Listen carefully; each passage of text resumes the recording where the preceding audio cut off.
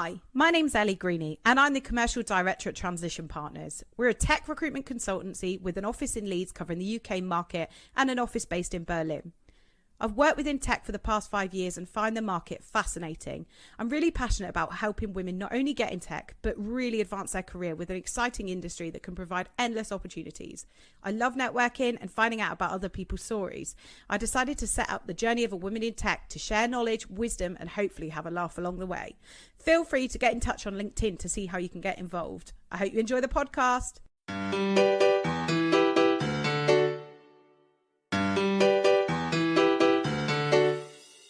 Hello everyone and welcome to the Journey of a Woman in Tech. So I have a lovely guest today who's full of energy and brought a smile to my face already. We've got Amanda Kirby, who is the practice lead at Thames Water. Amanda describes herself as an energetic senior leader with extensive experience leading a variety of technical teams, including agile, problem management and service improvement. She has worked for some well-known technology giants such as Sainsbury, Fujitsu, Virgin Media and 3. She's more recently joined Thames Water in a practice lead role, which she's done fully remotely. So I'm looking forward to hearing all about that today. She's passionate about getting the right people into the right roles and loves to really help develop individuals, teams fulfill their potential, all whilst injecting a good dose of fun. So she's right up our street and we're really happy to have you on the show today. Hi, Amanda. Hi. Hi. So actually, interestingly, coming onto the podcast, I'm thinking I'm interviewing Amanda Kirby. Looking at your Zoom, you're Amanda Atkins. Tell me more about that. I never actually changed my name. When I got married, 20 years ago, I didn't actually change my name. I kept bank accounts and passports and everything separate, always have done. But I guess this is sort of the beginning of my women in tech story. And as much as when I set up a business of our own, one of the guys that was setting up the email accounts had been to my wedding, so just automatically set me up as Amanda Kirby, and it stuck. So it's now become my professional changing it then. So you personally thought, I'm just going to stay Amanda Atkins? Yeah, I had no intention of thought about that, and someone did it without asking. Didn't even think, and I just thought, oh, maybe this is the time. I'd been married a couple of years by then, and thought, well, maybe, and had kids, and thought actually it'd probably be easier for school. So that's sort of half when I changed, and I've since, unfortunately, divorced, but because it's become my professional name, because that's now on my CV, because that's how I'm known, I've kept it all the way through, and it has, I guess, become my professional name. And I quite like having this sort of split personality. I can be one person. Nice. That's really interesting, isn't it? And actually, it's something that we've never covered in the podcast before, but it's actually something I was really thinking about last year, because I've been in recruitment now for 7 years, and I've always been Elly Greaney, and I was due to get married in September, and I would have been becoming Elly Nettleton. Unfortunately, because of COVID, it's been postponed. But I just had this whole thing, like this battle with myself, like, do I change my name professionally or do I just stay as Elly Greaney? I've built up a personal brand. I've worked really hard at being like a known person in my network, and to change it would just be really confusing. So I made the conscious effort, like I thought about it. I actually did a big post about it on LinkedIn. Loads of people commented their thoughts and frustrating stories that they had with changing their name. And it kind of made me think, do you know what, at work, I'm going to stay Elly Greaney because that's who I am at work. And that's it. For me, that's my personality, and that's who I work. But then we're going to change it at home. But it's such an interesting thing that we never really talk about. But it is, your name is you. Like, it's so, there's so much power in it. And until you get to the point where you actually have to change it, or you're going to change it, or you want to, obviously you have to want to be able to do that, you don't even think about it, do you? Yeah, that's it. It becomes, like you said, it's your brand. It's who you are. And it's little things like, if I change it, do people not be able to find me? Because not many people, I guess I got married quite young. I was 22. Yeah. So it was right at the beginning of my career anyway. So very few people knew me as Atkins. I've always been Kirby, so I've kept it. Yeah, interesting, isn't it? Amazing. So thanks for telling us about that. So I'd love to start the podcast then. Can you give us a introduction into your current role? So you've been with Thames Water for how long now? Oh, it's about 4 or 5 months. It's not very long at all. How's it going? It's really good. It's a fascinating role. It's one of those roles when you see it and you think, has someone just read my CV and written it for me? So it's a so I'm working to set up the first in-house development capability within Thames Water.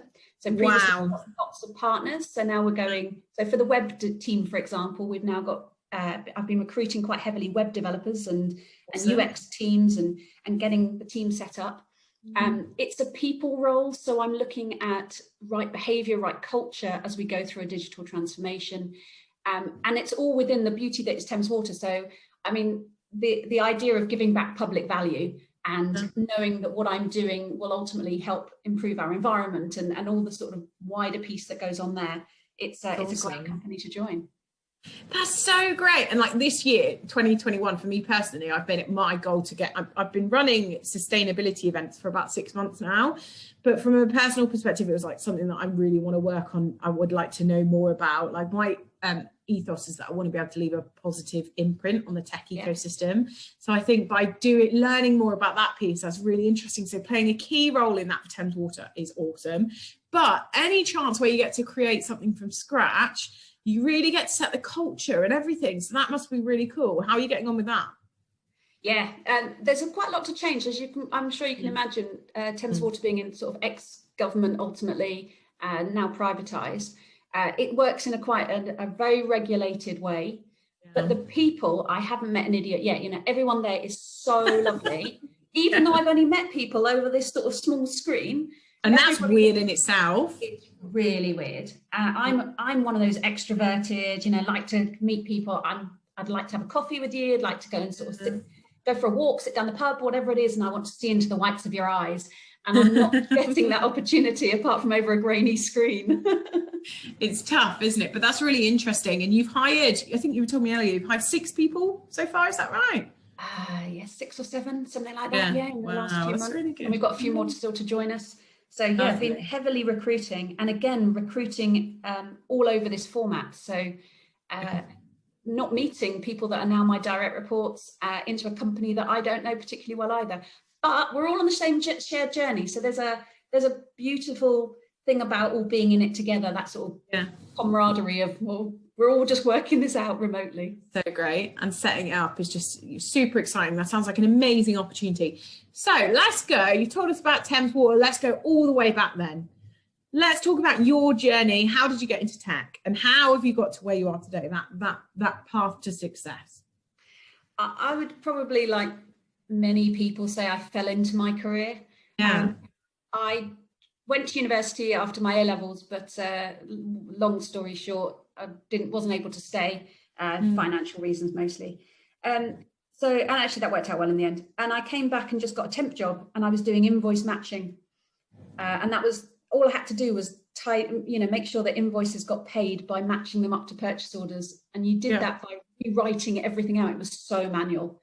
And my brain just doesn't work like that. So I straight away could see that there must be a better way of doing it, and worked out that you could draw lines on this document rather than having to write everything out on another sheet of paper.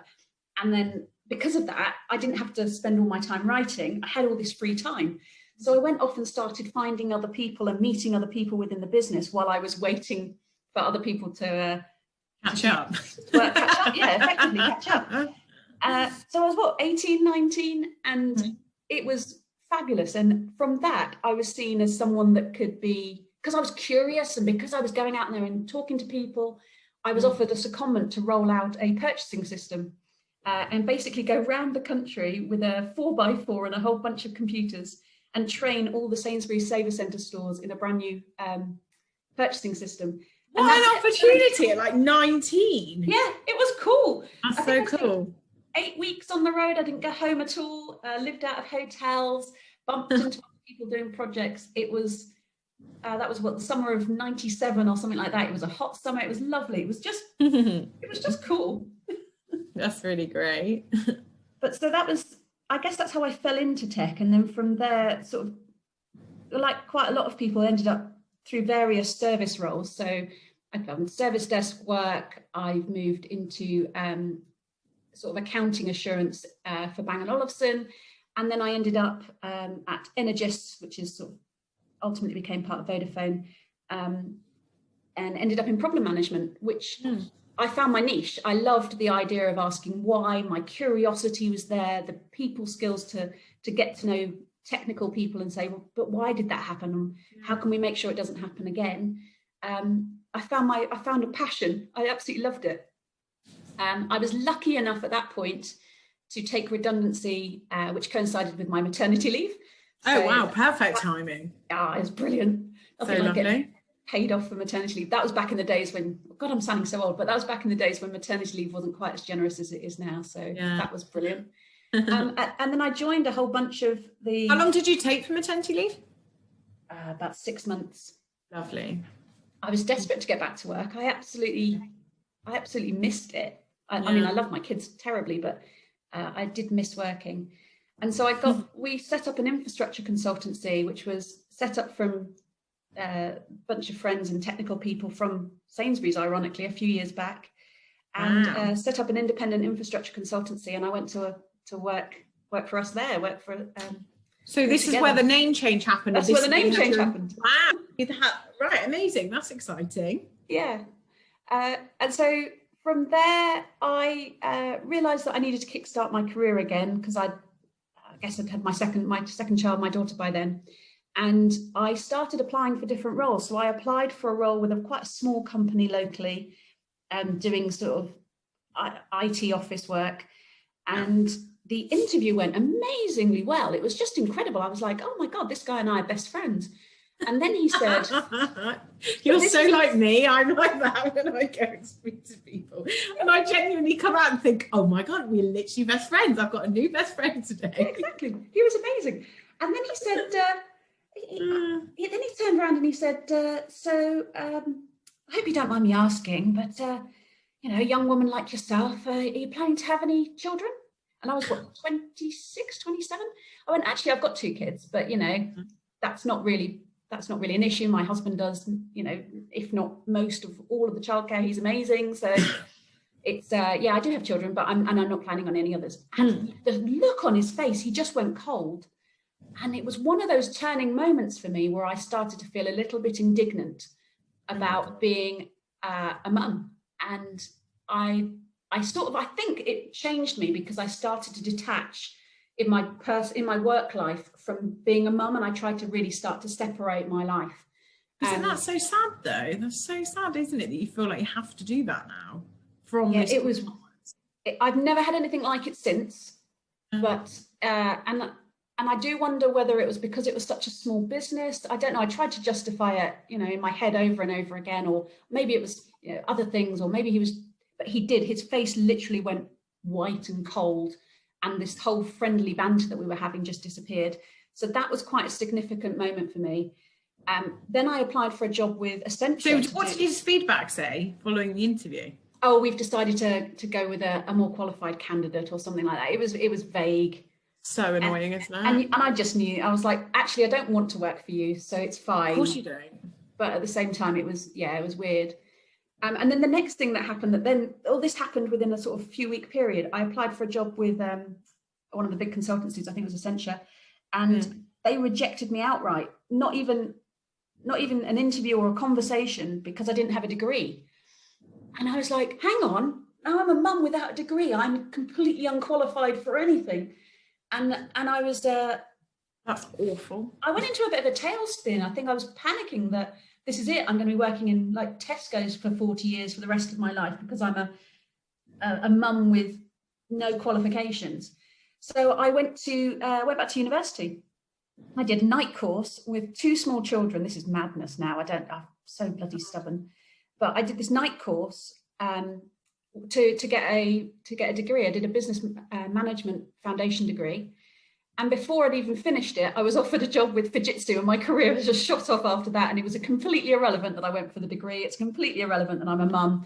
I just found a company that really would embrace me for who I am, and everything since then just flew. So I mean, that is so awesome. Like Fujitsu, great. Can't wait to hear more about that. But I do want to kind of go back to that stage, because there are people in our listeners that are quite often stuck in that rut where you're kind of, where you feel like that. And obviously it wasn't just a feeling, it was an outright, you had rejection based on you being a mother and you not having a degree, which is just disgusting, isn't it? If you think about it now, this day and age. What we're talking, like, how long ago was this? Like 15 years ago? Yeah, 15 years. So 2005 to 2006, something like that.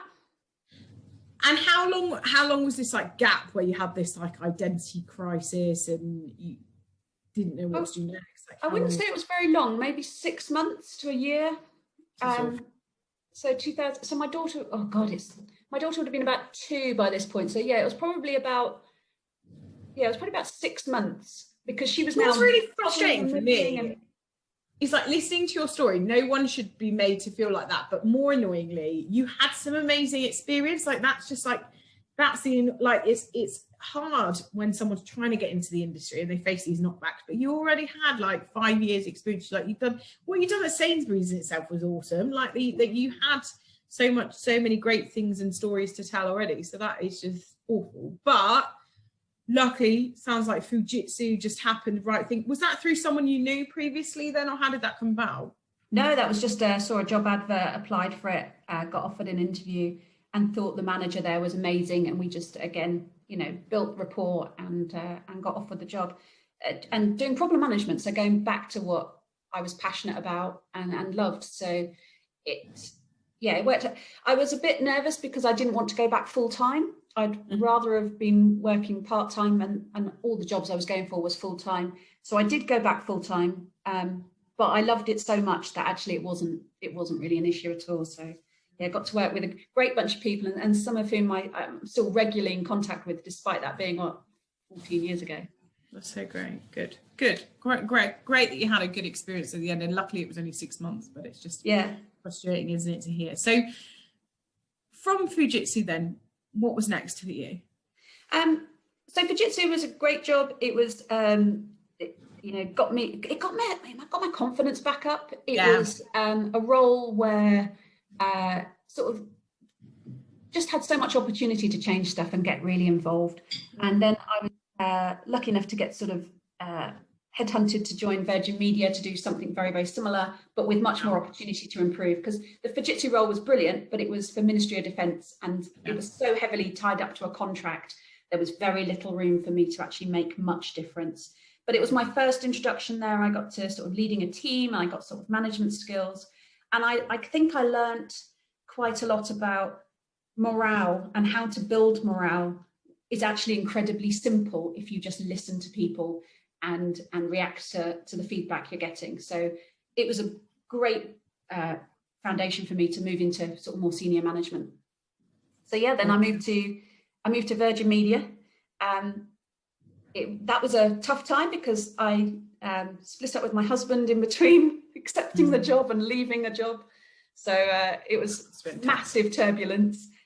Joined a team. And hard with kids as well. You had 2 children juggling and that. 2 children, And a big role as well. Yeah, so there would have been about 8 and 5, I think, by that point. So then going to be a single mum, and moving house, and suddenly having a massive mortgage on my own.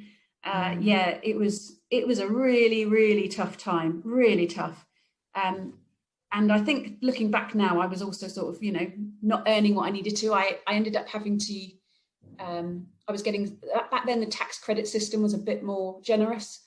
So I had this choice at that point of even stopping working, because tax credits were more than my salary. So there was that sort of option to jump out. It's a tough choice, isn't it, to make? Yeah. And it happens to so many women, doesn't it? Usually now, obviously, like you said, they're not as generous anymore. So usually it's earlier stages in your tech career, but that's definitely something that's a challenge. Yeah. So I would have actually earned more by becoming a full-time mum. And it was a really tough decision. And again, I went back to go back through this sort of whirlwind of decision. Do I, strive to push my career on and work really hard in a full-time job, or do I dedicate my time towards my kids? And I think because my ex-husband and I, he's amazing, by the way, and we still got on really well, because we were doing sort of 50% childcare. I didn't want to change that either. I wanted them to have as much time with him as they did with me. So, and I am quite driven. So for me, it was quite obvious then to go back to throw myself into the next role. And Virgin were a brilliant company for doing that. The general behaviours there and the company culture was just so much fun at the time. it just merged with the NTL and Telewest merger for Virgin Media, and it was all about people. So it was just my kind of organisation. It was so much fun. I loved it. And from there, I got to build the problem management team. That was amazingly successful. And then I moved into service improvement, which to sort that team out. And again, that was a great point, because there was an individual in that team who really wanted to be the manager of the team, but wasn't quite ready. Yeah. So I stepped in for 6 months initially to set the team up, and ended up being a year. And then at the end of that year, I was offered the role sort of permanently. Do you want to stay on in service improvement? But this girl was now ready, and I felt like that was the time for me to step away. So I sort of stepped into another role and moved out, and she became the manager. That's great. And that for me is a key learning as well, is that once you've done your time, move on. Go and find something else. Go and always keep your It's detrimental to you and others, isn't it, around you? Like you say, you kind of, by not allowing the next generation to step up, and also for you, for personal progression, you've got to learn, right, this is comfortable now. And you don't learn in comfort, do you? You learn when you're uncomfortable. Exactly that. So within Virgin, I then I got offered a role to do national service account management, and I couldn't add any value. I had something like 21 people in the team all over the country. They were amazing, doing some brilliant work, and I couldn't see how I was adding any value. So I didn't stick in that role for very long, and I was lucky enough to get, again, approached by 3 to come and join them and do problem management again, and set it all up from scratch from them, because a few recommendations within that company, they called me in. So that was, so I jumped ship quite quickly, and I think that's something. And I can imagine, like, problem management in a company like 3. That's a hell of a responsibility, isn't it? It was, but again, I had a greenfield site pretty much. I had a team that wasn't particularly well regarded, which was a real shame. It had just come in-house from being outsourced, and I was basically given the time and the resources to set it up properly. So I recruited a massively diverse team, and we still message, even though that was 7 years ago now. We still message most days.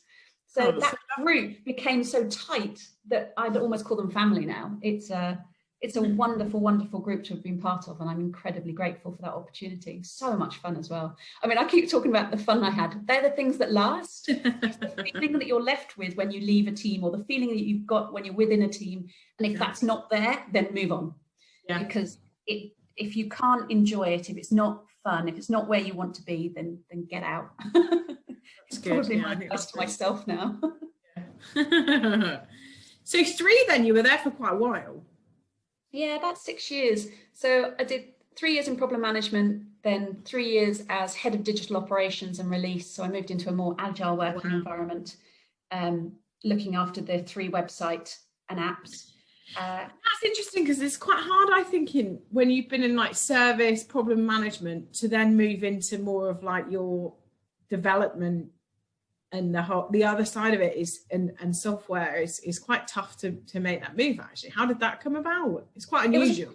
It's a kind of hybrid role, because it was effectively a sort of service management-y role within the development function. So I was sort of halfway. It was a halfway house, and I guess by that point, once you move to a sort of head of level, the management becomes more important. The leadership that you're setting out and strategy becomes much more important than being able to do the role. And I certainly, I would never count myself as being particularly technical, but again, inherited a great team and built an even better one on top of it, as we were allowed to add more people and diversify the work. That makes me think a lot about one of the episodes I recorded with a girl, a lady called Jo Prosser, who's head of tech at Sky Betting and Gaming. And she was a senior manager within an organisation, nothing to do with tech. And then she became the head of development. And she just made that when it was all about the management piece and her leadership skills, which ultimately is the most important piece, because there's people that technically are able to do the doing. You're just there to help support them and provide the platform for them to do their job well, right? Yeah, so technology is nothing without people. Okay, if we were that automated, then code would write itself, but it doesn't. We need people to write code, and you want the best people to write code, and therefore they need the best leadership and the best training and the best development, the best culture. And that's, I don't know whether that's just a generic skill. It doesn't really matter how technically competent you are if you are able to create the right environment for more technical people to thrive. And that can be anywhere, doing anything. That's very true. Amazing. So 3 was the last position before Thames Water, is that right? Yes. Yeah. But then also, I noticed on your LinkedIn profile that you've done some coaching. Is that right? Yeah. So, that was such a joy. So part of being part of that agile development group and the leadership team there, my colleague Dan realised that there was a gap for presentation skills.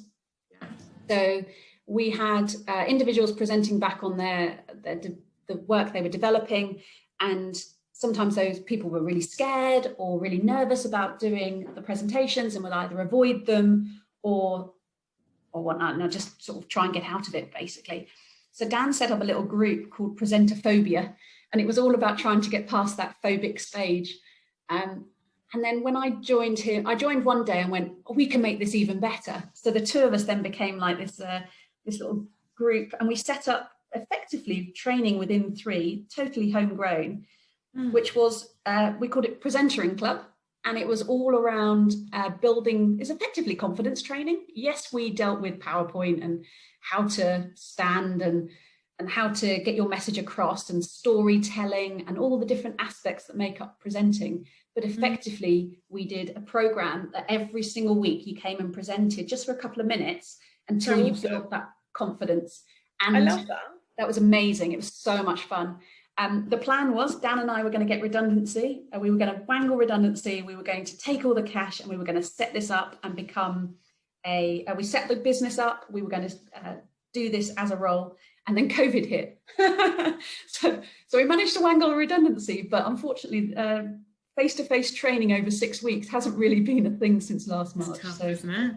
But it's so awesome. That's so great. And the thing is as well, you've got to think back about all those people that have these new acquired skills that they're going to use for the rest of their lives because of you helping them out. So that's so cool. Has Dan got a job now? He's all... I think Dan's still loving being a stay-at-home homeschooling dad. He's pretty darn good at that as well. So I'm sure when he's ready, he'll come back and we will set that up, because it was just the best thing that ever happened in our week. It was just made so much fun. Yeah. So you've told me about some of the challenges you've faced as a woman in tech, but I'd love to discuss like challenges for the next generation and what we can do to overcome these. Yeah. For me, it's about schooling and education. That's where I get bothered with sort of the women in tech space, because I think so watching my daughter now go through her GCSEs and my son's just been through his A-levels, watching that, the encouragement for girls into more technical spaces isn't there for me. It's not what I'm seeing in mainstream education. It's around trying to get them to be more pass grades, basically, rather than tap into what we need as a country. Yeah. So in terms of the challenges faced, I think there's a few advantages for the next generation, that they are much more tech savvy. It's just part of everyday life.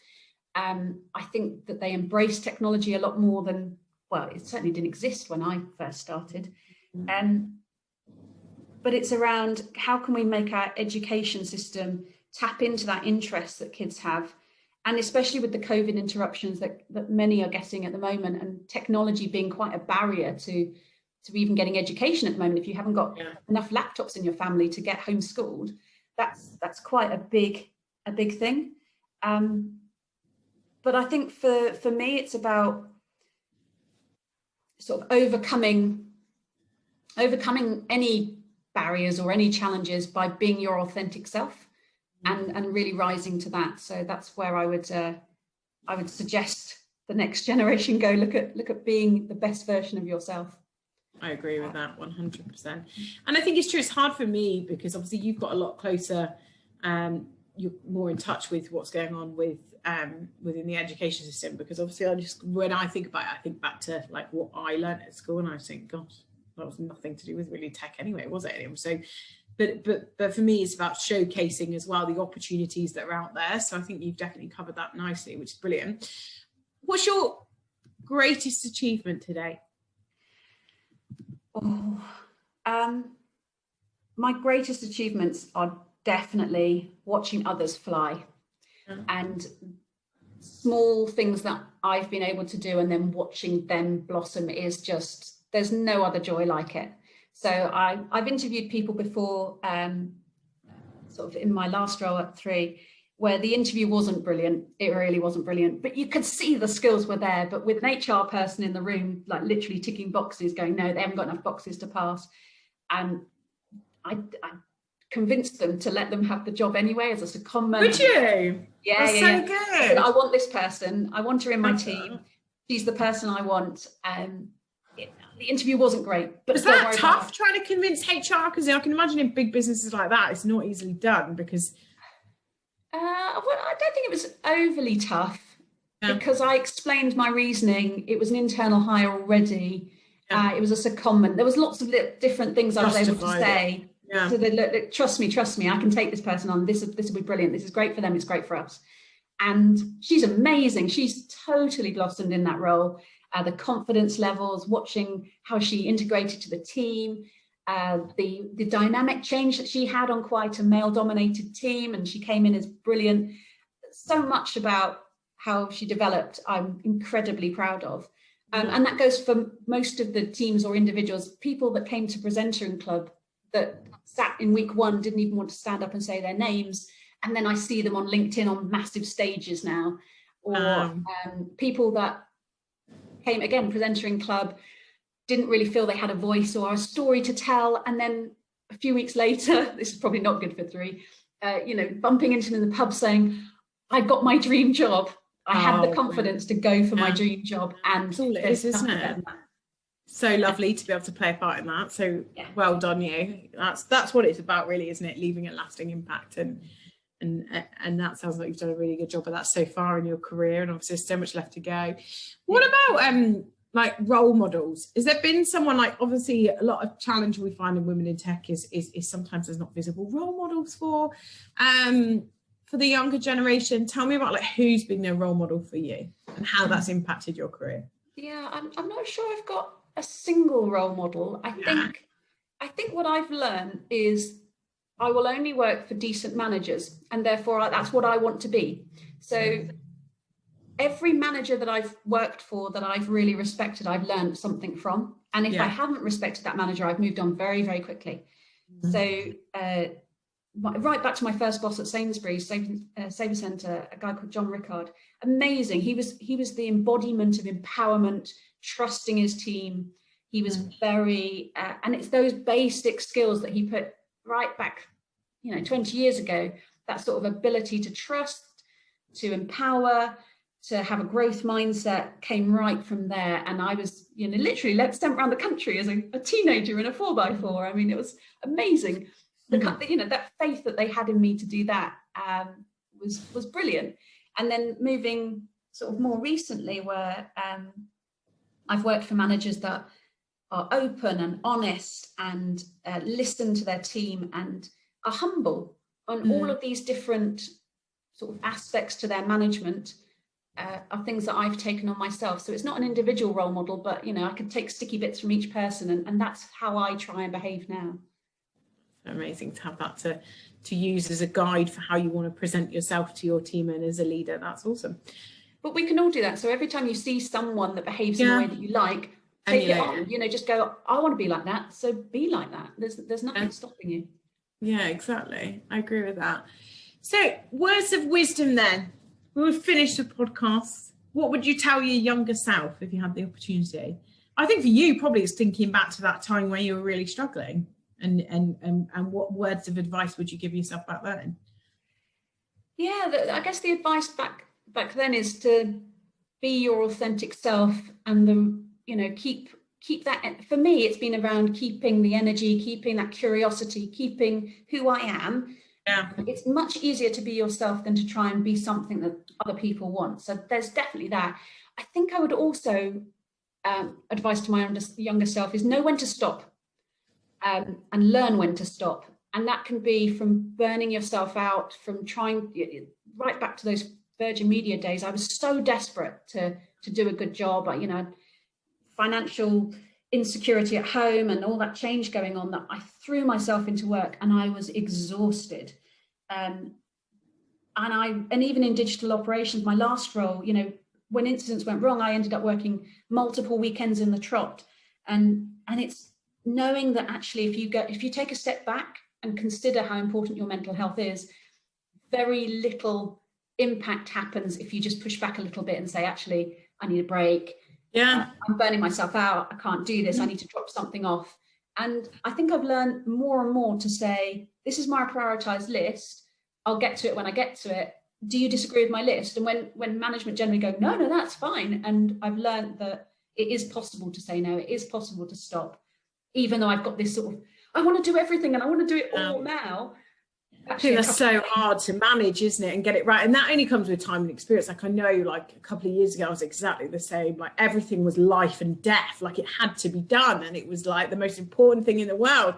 And it really wasn't. Like if you look back at what it was, and you think you could have waited a couple of days. Like it's really not the most important thing. Yeah. And now looking back 10 years ago, does it matter at all? No, of course it doesn't. Did it make any difference? No, of course it didn't. The whole company has moved on, and a lot of what I've put in place has now changed again. So it's like, why would you kill yourself over something that is going to be irrelevant? Yeah, and I agree with that. And I think that what helped me was using that tool was like, will you be panicking about that in 30 days time? Exactly. Yeah, that was a really good way for me to be able to kind of like manage that and, like you say, prioritize. And I completely agree with that. And if I wish I'd have told my younger self that as well. I'd saved myself a lot of stress. I'd probably have a lot less grey hairs now if I'd have listened. I listened to it. Do you know what? It's been fun. Oh, sorry, what were you going to say? I think my final thing would be making sure that you've got a manager that you respect and you want to work for. That is the most important thing. If you are working for someone inspiring, so my last manager at 3, a guy called Doug Chapman, amazingly inspiring in terms of empowerment and all those sorts of things. And if your manager is not treating you how you want to be treated, then find something else, because there will be something else. Even if you jump a few times, that's fine. Finding the right role for you. And for me, that is having the right manager. People work for people, right? Yeah, definitely. And it sounds like you're a really inspiring manager. So thanks so much for coming on the podcast. Really enjoyed chatting with you today. If anyone wants to get in touch, what's the best way? Is it LinkedIn? Yeah, LinkedIn probably. Perfect. Amazing. And I'm so excited to keep an eye on what you're up to at Thames Water. It sounds like it's really exciting time for you in the business. So watch this space, I think, Amanda. And thank you so much for coming on the show. Thank you. See you later. Bye.